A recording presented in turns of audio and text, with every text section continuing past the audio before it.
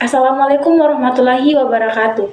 Perkenalkan, nama saya Saryani dengan NIM 2023 05010256, Prodi Perbankan Syariah kelas B. Baik, di sini saya akan membuat video ringkasan materi dari kelompok 1 sampai kelompok 6 guna memenuhi tugas ujian tengah semester.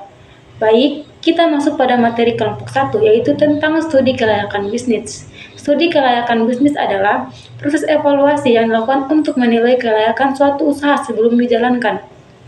Proses ini dilakukan secara sistematis dan berdasarkan data yang akurat. Tujuan utama dari studi kelayakan bisnis adalah untuk mengurangi risiko kerugian yang mungkin terjadi.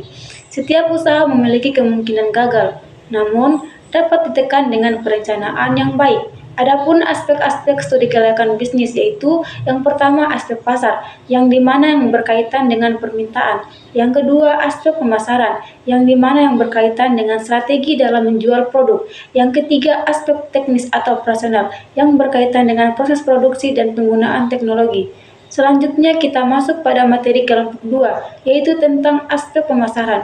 Menurut Sugianto 2014, aspek pemasaran adalah suatu sistem kegiatan bisnis yang bertujuan untuk merencanakan, menentukan harga, mempromosikan, dan mendistribusikan barang yang dapat memenuhi keinginan pelanggan, dan mencapai pasar serta tujuan perusahaan.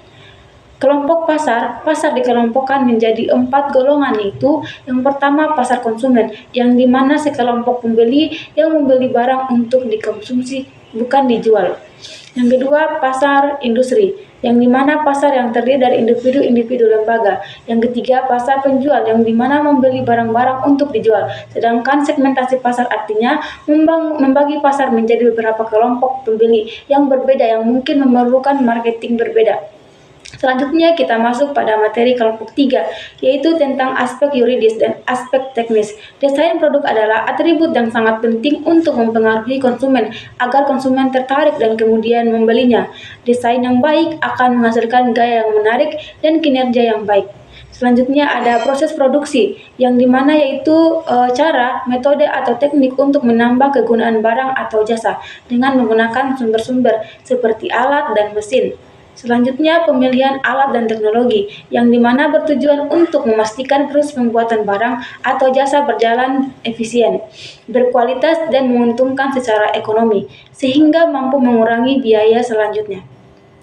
Selanjutnya badan hukum, produk yang dimana badan hukum yang berfungsi sebagai produsen atau pemilik suatu produk yang diproduksi dan diperdagangkan di pasar, misalnya perseroan terbatas, koperasi, dan BUMN.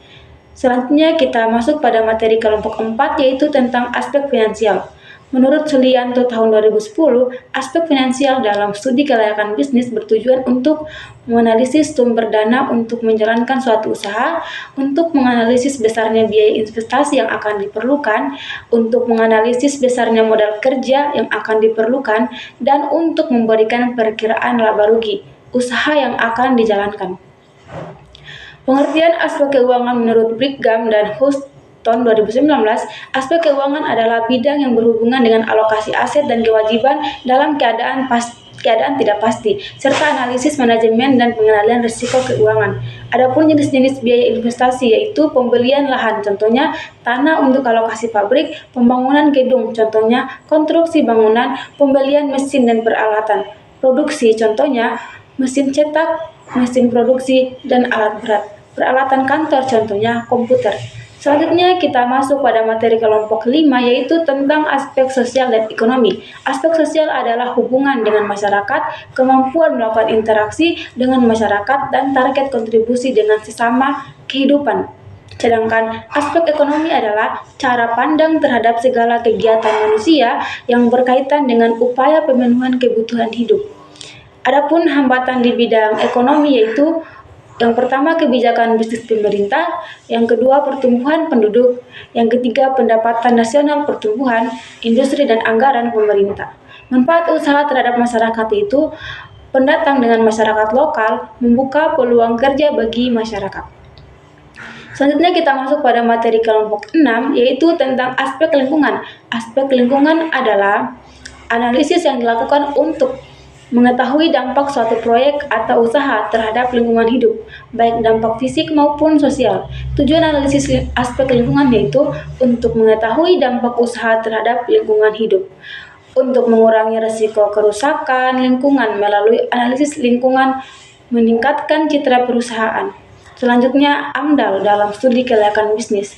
AMDAL atau analisis mengenai dampak lingkungan adalah kajian mengenai dampak besar dan penting suatu usaha terhadap lingkungan hidup yang digunakan sebagai dasar pengambilan keputusan. Komponen AMDAL yaitu yang pertama kerangka acuan analisis dampak lingkungan, yang kedua analisis dampak lingkungan, yang ketiga rencana pengelolaan lingkungan, dan yang terakhir rencana pemantauan lingkungan. Selanjutnya dampak lingkungan terhadap kegiatan bisnis yaitu yang pertama dampak positif dan negatif. Dampak positif yaitu membuka lapangan pekerjaan dan meningkatkan pendapatan masyarakat, sedangkan dampak negatifnya yaitu pencemaran air, pencemaran udara, dan kerusakan tanah. Baik, itulah penjelasan ringkasan materi dari kelompok 1 sampai kelompok 6. Lebih dan kurangnya mohon dimaafkan. Terima kasih.